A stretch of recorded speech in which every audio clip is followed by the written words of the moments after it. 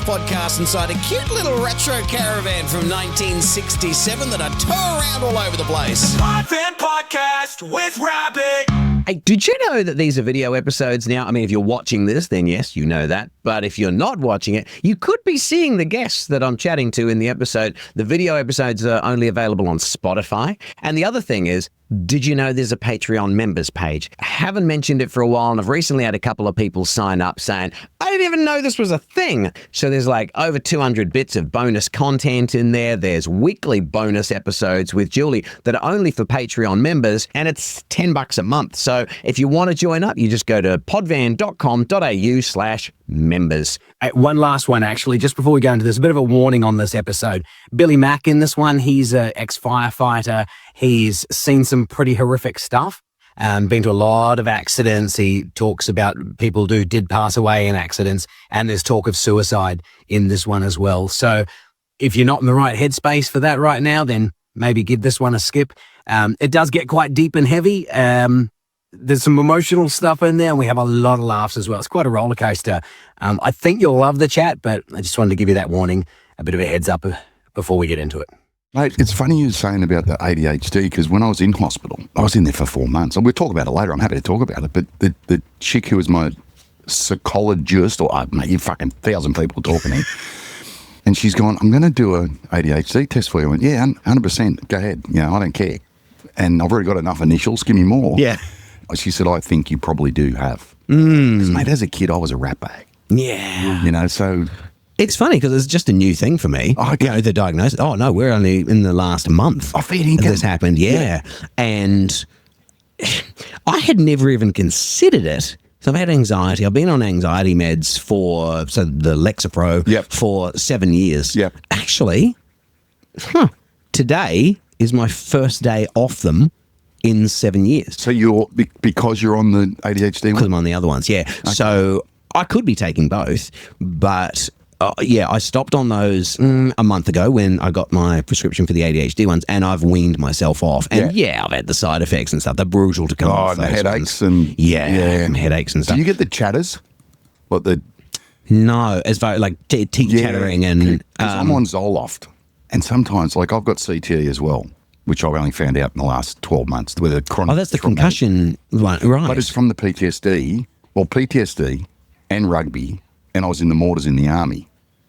And my brother that I was in the army with sent me a thing saying, hey, anyone that was in the mortars or artillery is susceptible to CTE. I'm going, I've got the trifecta. I've got it. It's me. Well, look at you, just collecting the loss. You know what I haven't done here is introduced you. So, this is Billy Mack, and I was down at the waterfront one day. I just finished doing an episode. My next guest was running a bit late. Actually, I love when they do that. I actually do, because I'm late to everything. The three most beautiful words in the world, Julie Goodwin has said these to me, are, I'm running late. And I'm like, oh, thank you. Because I haven't even left home yet. So I was just hanging down there, and the fire truck rolled in, and Fireys got off, and I just started chatting to them because they were looking at the pod van going, what's that all about? And through talking to them, at one point, because I said to them, I wouldn't be able to get any of you in here. I know, I'm not even going to ask because you'd be like, I'd be keen as, I've got so many stories, but I know it's got to go up through the chain, and then someone is going to go, no. Yes. Because... that's just... in case you bring us into disrepute. And this is what I said to them. I said, if I were able to talk to that person, the one at the very top that makes that decision, give me 10 minutes with them and they would go, yeah, okay, fine. Because everything I do is positive, supportive, uplifting. I'm not going to get into anything. Yep. And so I was talking to those firefighters down there at the waterfront, and they went, oh, but you know who you should talk to? Billy Mack. And I was like, okay, tell me more. And they went... ex-firefighter, out with PTSD, and does lots of great things in the community. I'm not sure if they said then that you love your rugby, but if they had, then that would have been, give me his number. Is love a word for rugby? Because it's more a religion for me, and you as well. Yeah, and that's what was amazing was, so I said, give me his number. Yeah. So I reached out to you. You said you were on your way to a rugby game up in Newcastle or something? Yes, I was going up to, because I manage Eastwood Colts. Right. And I was heading up to Newcastle. Where's Eastwood? Sydney, right. Yeah. Near right. Well, that's what I was thinking. Yeah, I drive down there every Saturday. Oh, okay. Mate, it's You're making me emotional already, Rab. Sorry, but it is a dead set, massive part of my recovery to keep me on track. And every year, the coaches who know what's going on ask me, "Can you talk to the boys?" I go, "Yeah, 100%." And I tell them a story. I tell them the whole thing. That my wife came home one day when I'd taken as many pills as I could. I was going to take myself, and she didn't see me doing it. But I've gone, Jesus, what do I do? And so I went in the bathroom, chucked it all up. So she saved me. And I tell them this story, and they're just like, because as you can tell, I'm up. I'm always chitty chatty, cracking jokes, taking the piss. If she hadn't come home I'd unexpectedly, then I'd be dead. 100%, I'd be dead. Yeah.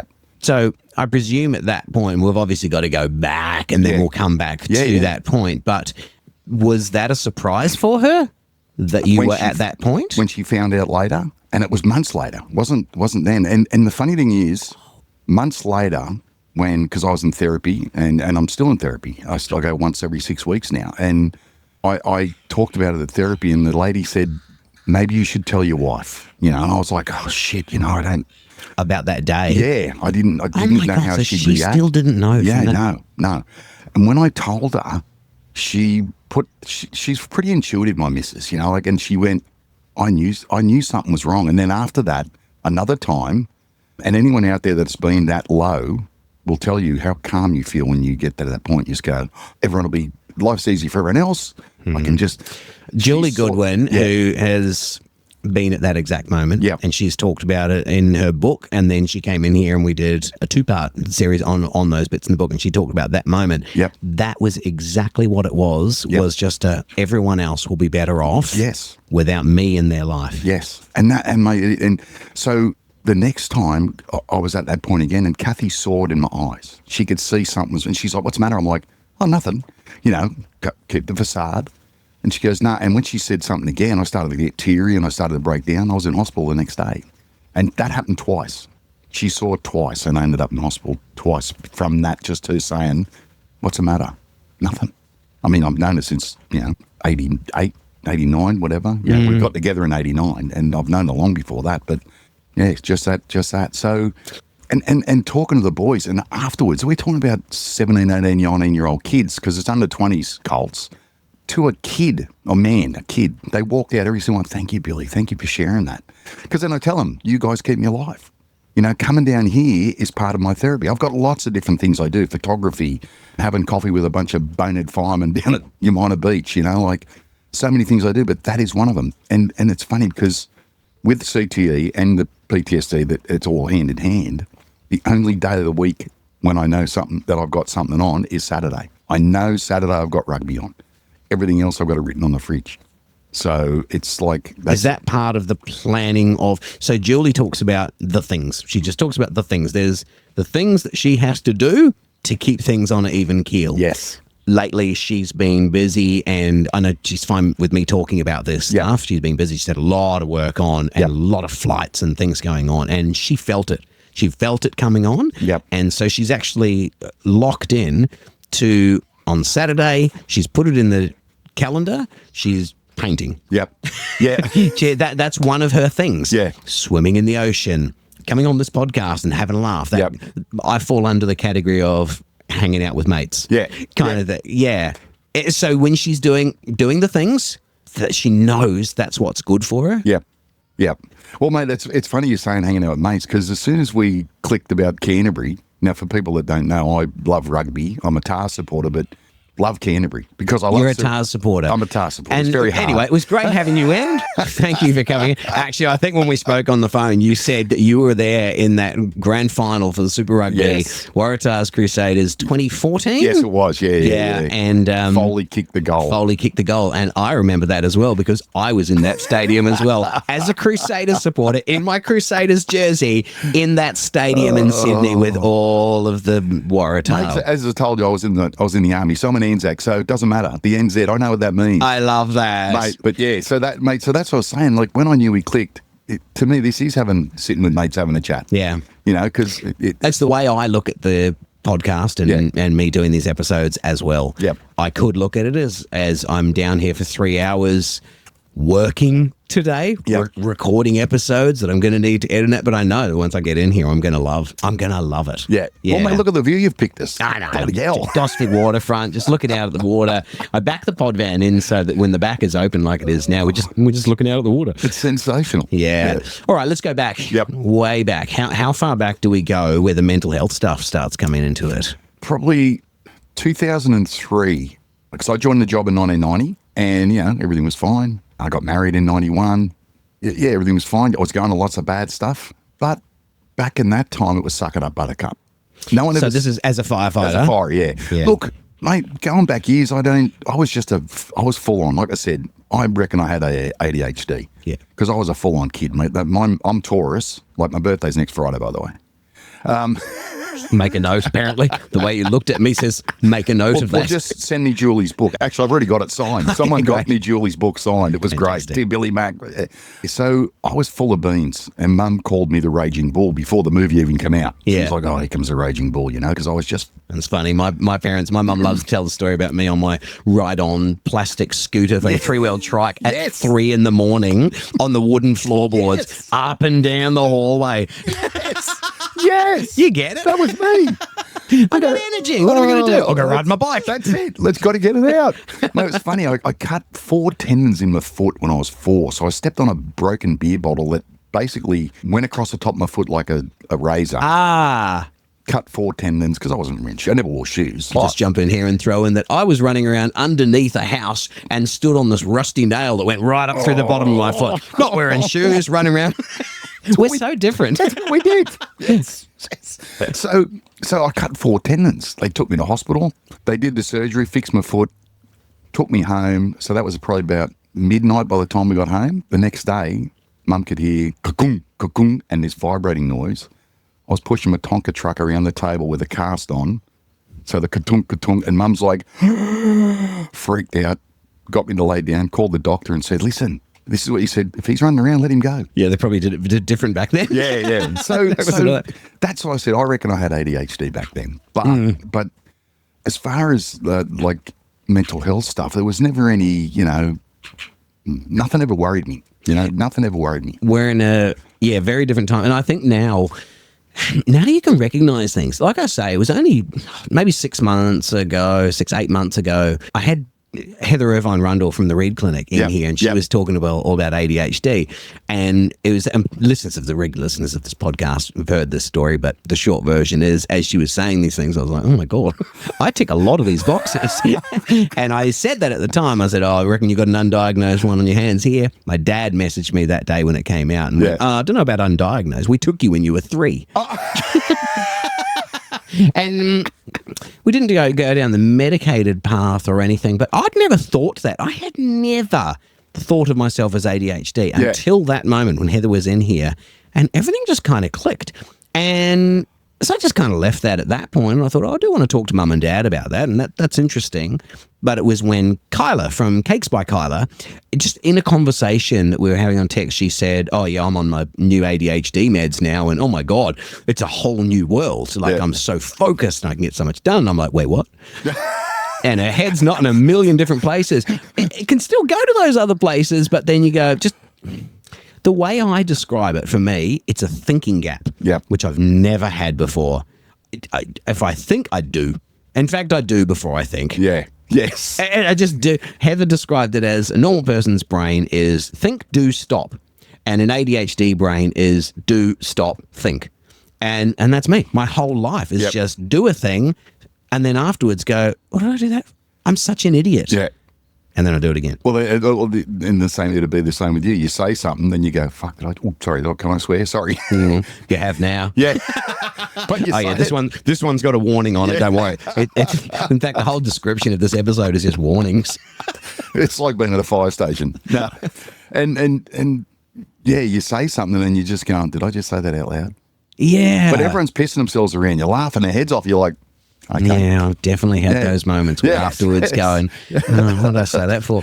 So, yeah, I think, and the conversations around mental health now, like the next episode I'm recording after you is Walk It Off, a men's mental health group that walk around Terrigal, and now there's a women's one as well. Yep. And they're going to be jumping. I just love that there's so much more talk about it. People are more open about it. When you go and talk to Eastwood Colts about this stuff, and you've got 18, 19-year-olds, I guarantee you there's ones there in the room, and I don't know if they've said anything to you, but they'll be sitting there going, that's me. Yeah, and I have had it. I have had it last year or the year before. I did it, and I had one of the guys pull me aside later. He said, Billy, can I have a chat? I'm thinking, what do you want some advice about being a second rower?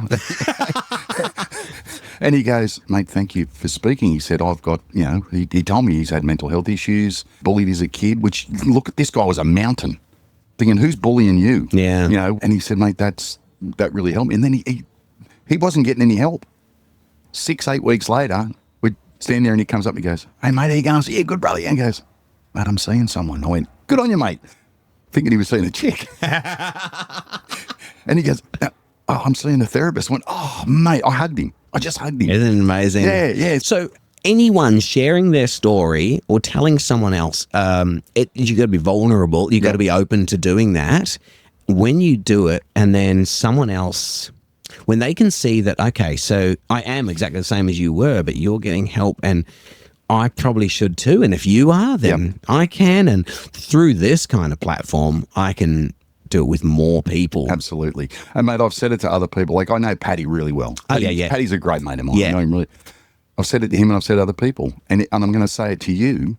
You're saving lives.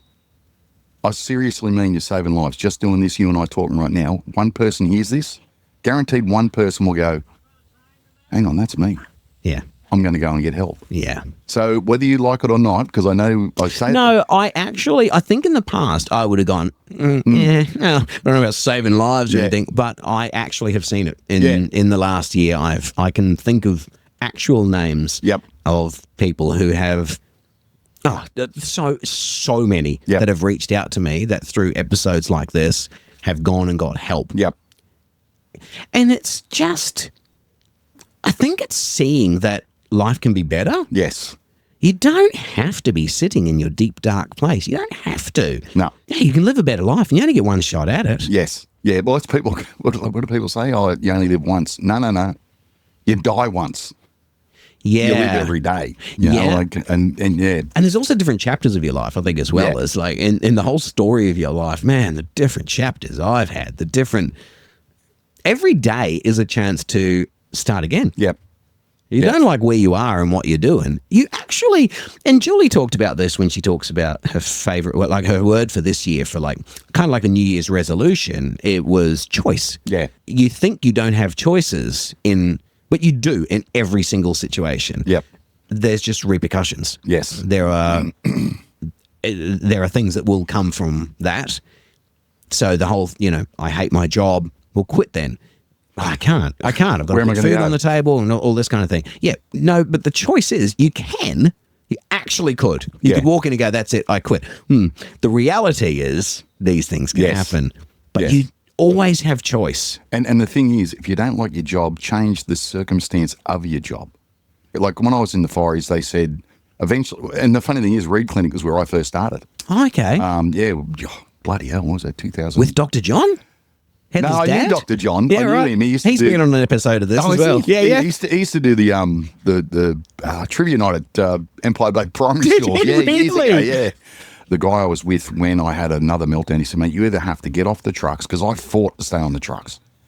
I am not coming off the trucks. I'm too tough for that. I got PTSD. I'll get help with that, but I'm not coming off the trucks because I can handle it. And I went to a really bad prank down at Yamina. One of the kids that was in the car, a kid took his dad's car, they were 16. One of the kids in the car that wasn't the kid that took the car, he played cricket with my son.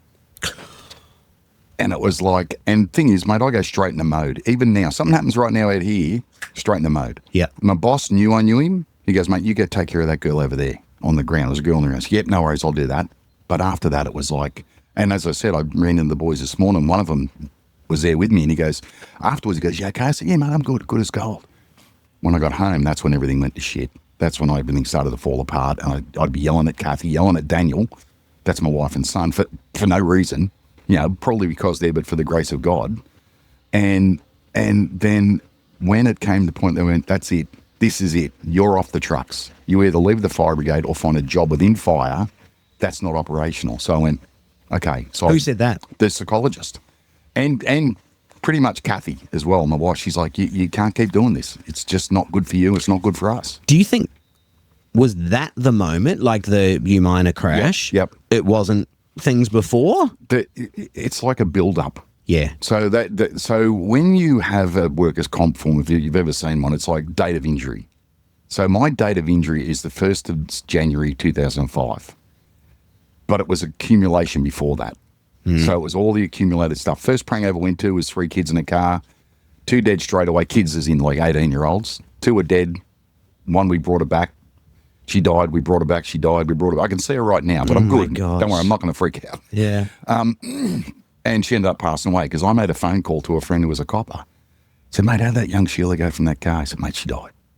I never did that again. Ever. I didn't. You don't want to know. No. I did my job, let him go. And so that was the beginning. And then, car crashes were the worst. They're the worst. I think if anyone were to, outside of the fireys, anyone turns up on a crash scene and sees something like that, that's going to mess them up. Absolutely. You're seeing it constantly. It pretty much, well, in Sydney, it was pretty much daily. Up here would have been weekly. Yeah. But the thing about being up here on the coast is you know everyone. And I've been to so many pranks. Now, this was the worst one because it was a kid.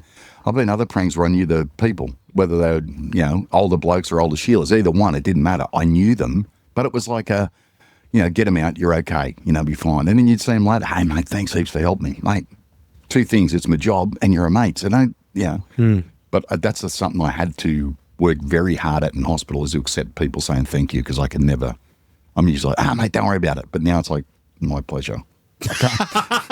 With that face? Yeah. It's like, but I didn't do it. Yeah, but so, it was like. Have you been to Gwendolyn Bowling Club? They're right there on the shores of Lake Macquarie. They do delicious meals upstairs in the Foreshore Bistro and Cafe, which is run by the Dish Catering Group, so you know it's good stuff. And you can dine out on the balcony looking out over the lake. It is beautiful. They got the cute little Foreshore kiosk for a coffee and snacks right by the jetty. The entertainment's top notch. They got Friday night seafood raffles and Sunday sessions with live music in the beer garden. You want to find out what's happening at the club? Check out their Facebook page or visit gwendolynbowlingclub.com.au. King Cup and Mitre 10 have been big supporters of the Pod Dan podcast right from the start. And you get all the stuff from them that you'd expect to. You get plants, you get all the Weber stuff, you get all the still gear, the amazing Principal Kitchens. But it's the stuff that you don't expect. Like, this lady comes in and she's hired a goat to clear some land. So she wanted to work out a way how to tether this goat. I come up with an idea of a bit of stainless steel wire between 2 trees, like a zip line between the 2 trees to the goat. She took my advice. I don't know how it turned out, but she was very happy with the service that she got. that's what you get. And the mighty helpful King Cup and Mitre 10. It's the Bobbin Podcast with Rabbit. So that was it. And it was like, you need to get off the trucks, because the bucket was full. My traumatic bucket was full. So I called a mate of mine who was one of the officers at the training college, because his brother was he was there as well. They were both superintendents and really good mates of mine. So I called Rick and I said, listen, Gray is his brother. I said, he's advertised for this job at the college. You reckon I'd be good at it? He goes, you'd be perfect, mate. You organise things. And he said, but why didn't you apply for one of the instructor's jobs? I said, where was that? Now, in the fire brigade every week, they put out in orders, which is like a weekly report of what's going on in the job, and advertise jobs in there for within the fire brigade. And he said it was in orders. I said, mate, I look for terminations, and if my name's not there, I just throw them back on the table. He's gone, nothing's changed with you. And I said, what? And it was him. He was advertising them. So he goes, I still need people. So I put in the application, which was pretty much. It's yours. I knew I was getting it. Yeah. I knew I was What are you doing as an instructor? Teaching new fireys. Oh, wow. So, you would love that. Oh, I did. Mate, I absolutely loved it, Rabs. I was up here for 10 years. So I went from Newtown to Yamina. Now, anyone that's recovered from any sort of addiction, that's like going from heroin to Smarties overnight. Right. It's like going full on fires, trains, and Newtown's a great area. I love Newtown. To going to basically sitting around waiting for a fire. And when you do go to it, again, you usually know the people, especially around here. Like, everyone knows even the fires, cops and ambos, we all got to know each other really, really well. Right. It was just going from flat out to waiting for a call. Mm-hmm. Where when you're at Newtown, mate, every now and then at Newtown, you'd wake up in the morning and go, Jesus, did I miss the bells? Did I sleep right through? Because nothing happened. Very rare. Yeah. Very rare. Anywhere around that inner city area. If you wake up of your own volition, you just go, oh, God, what happened? What did How did I get here? Why did I miss a call? Why am I just waking up like a normal human? Something's not right. You get up, you're looking at each other going, did we turn out last night? No, thank God I didn't miss it. But were you seeing someone for PTSD before the minor crash? Yeah, it was. Yeah, because that timeline, you came up here to be doing that. Right. So I was diagnosed in 2003 because my GP said to me, he's a GP we've had him forever over at King Cum, absolute great bloke. And he said to me, mate, I'm pretty sure you probably got some kind of PTSD. And I'm like, mate, no.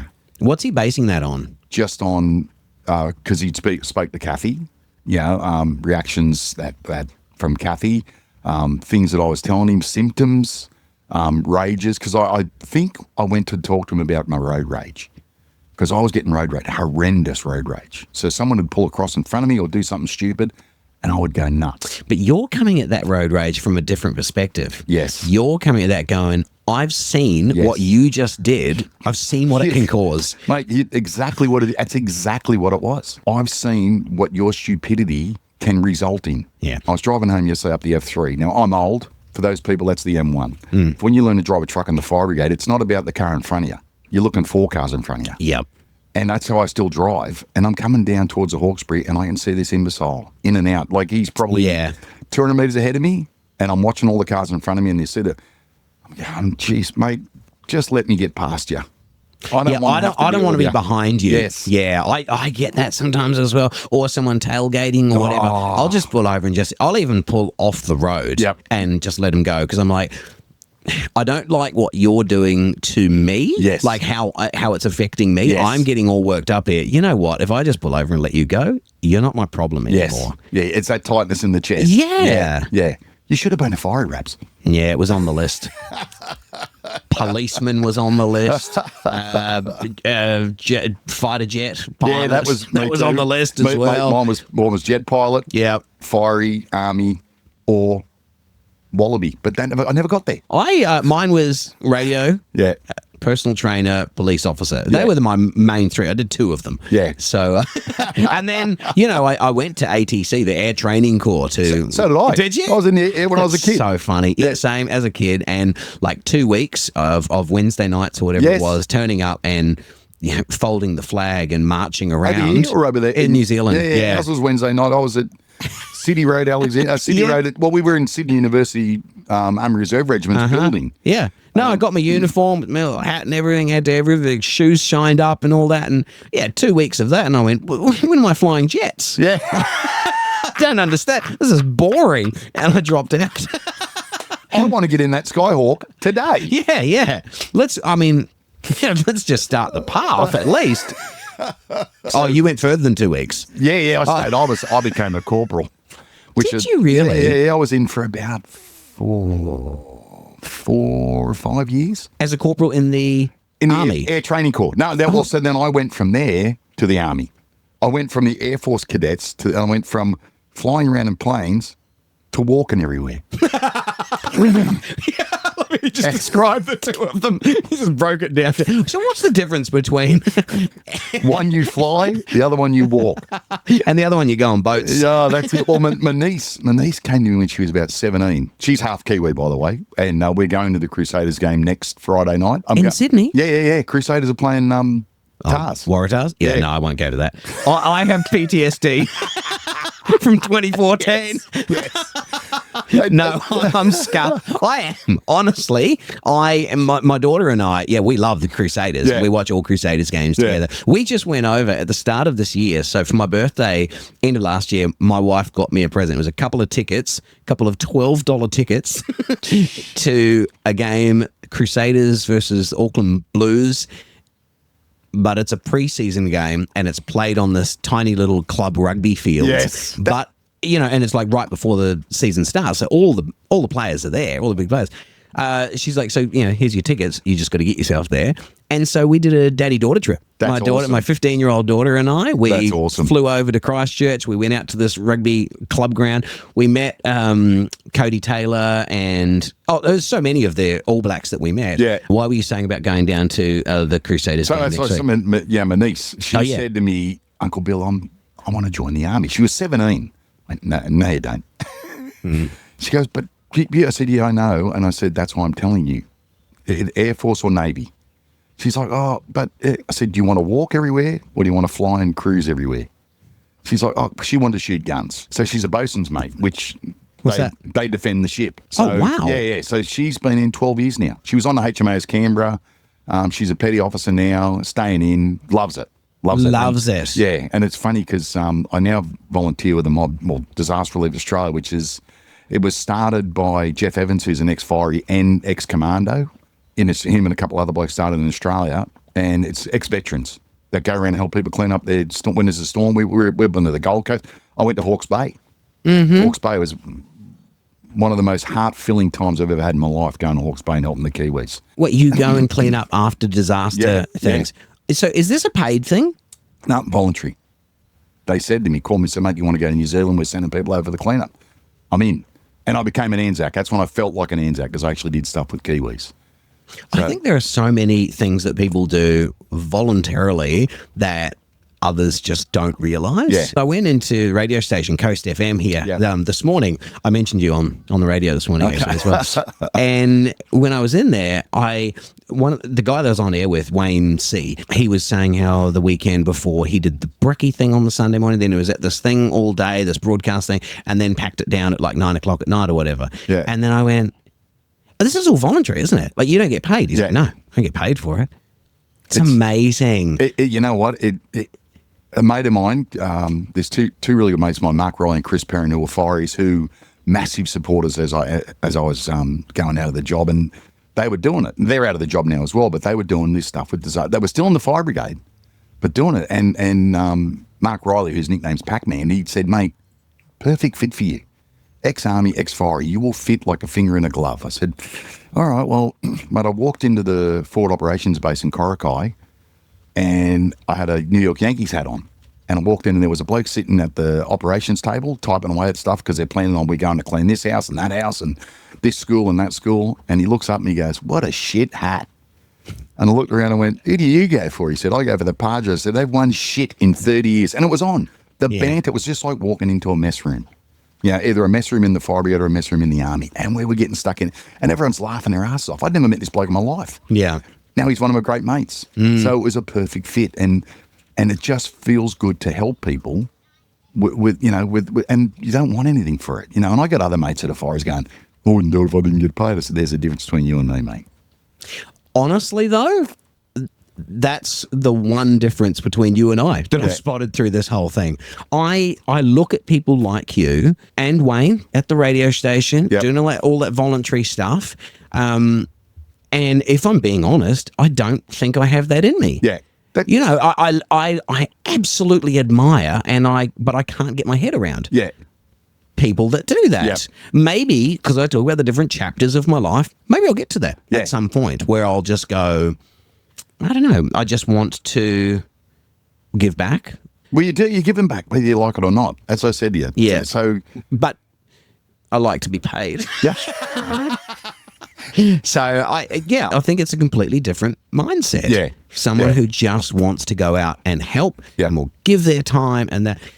I don't know. I feel like that's either in you or it's not. I pretty much sure. It's funny because at Disaster Relief Australia, every night we do the ode, same as the Anzac ode. Every night we do it. We lower the flag, do the ode, put the flag back up, and then the beer flag goes up. Yeah. There's a real camaraderie kind of. 100%. That's a big part of it as well, isn't it? Yeah, there is. One of the guys who's a Vietnam vet, he says to me, mate, can you do the ode tonight? I went, absolutely. I said, do you mind if I have a chat before it? He said, no, go ahead. And the chat is, I'm the great-grandson of a Posse Air survivor. I'm the grandson of a Ratatobruk. I'm the nephew of a Vietnam veteran, and I'm the uncle of a current serving Navy veteran, and I'm ex-Army as well. Did that, did the ode. Afterwards, mate, the couple of the guys come up and said, it's just in your DNA, isn't it? I went, Absolutely. It is. It really is. Yeah, and that has shaped you. That's it. And well, my uncle, who my grandfather's, my mum's brother, he was in the Army as well, but he's the best story. He joined the Army and they went, are you a boxer? Yeah. So he fought for 2 years as a boxer. That's what he did in his 2 years, like 58 to 60. Yeah. In his national service, he fought for 2 years. He boxed for the Army. That's all he did. He loved it. That's awesome. He said, save me going to Malaya. And so he joined the fire brigade. He came out of the Army, finished his apprenticeship as a carpenter. He said to his dad, I'm going to join the fire brigade for 6 months as a break from being a carpenter. 40 years later, he retired. Yeah. So I followed him into being of service to people. Well, people say, you got a fetish for uniforms. I go, of course I have. Get discounts somewhere. Yes. In some places. Yeah. But so she joined. She loves it. She loves it. That's great. And it's funny, and she loves it when we say this. Anyone that's in the Army or the Navy loves it when we say the Army sleep under the stars, the Navy navigate by the stars, and the Air Force won't sleep in anything less than 5-star. Love that. And you say to an Air Force bloke, and they just nod. Yeah. They just nod. Yeah. It is what it is. That's right. Yeah. That's why I wanted to get into that. Oh, that's it. Yeah. Ah, man. Well, listen, you and I could talk forever. I do need to, because I know I've got another guest waiting to jump in. I can come back. Really got into. I would actually love that. Yeah, I want to know more about the PTSD and the counselling and or therapy and all the things you're working through with that, because I think that stuff can help other people. I know you've got more stories. Sung on stage with Jimmy Barnes. Well, I've seen the video of you singing on stage with Jimmy Barnes. We haven't even got to that. You know, the sad thing is Jimmy hasn't stopped telling people about it. Oh, I know, yeah. He reached out to me. I know, I understand. He's gone, mate, I got him his start. Little young kid from Glasgow. Good on him. He's gone well now. He has, and I said, I'm talking to Billy Mack, and he's like... Mate, he is actually a champion bloke. He is as you see him. It's there's no pretense about him at all. We'll get into that next time. But you are absolutely jumping back in the van. Yeah, mate, I'm keen as much. Thank you so much. Pleasure.